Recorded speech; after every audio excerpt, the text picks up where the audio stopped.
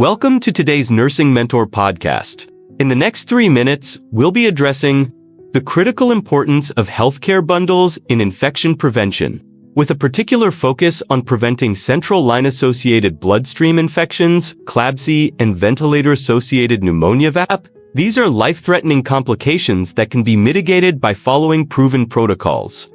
Let's dive into the essential preventive steps. First, let's examine central line-associated bloodstream infections, Clabsi, a severe and potentially fatal infection that occurs when pathogens enter the bloodstream via a central venous catheter.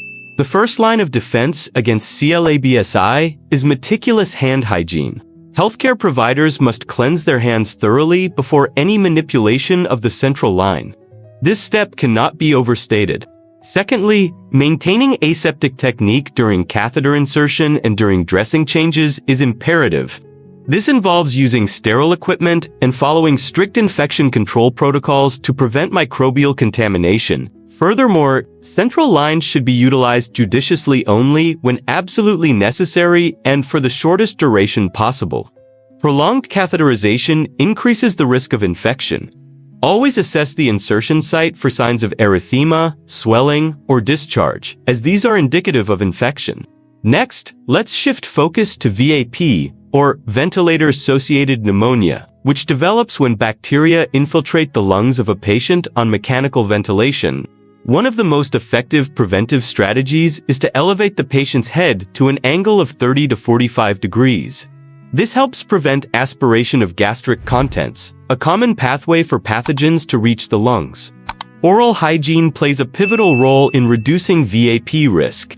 Performing regular oral care using antiseptic agents significantly diminishes the microbial load in the oropharynx, preventing colonization and subsequent pneumonia. Lastly, ensure that the ventilator equipment, including endotracheal tubes, is maintained and sterilized according to established guidelines. Ventilator-associated infections are often the result of improper care of the machinery.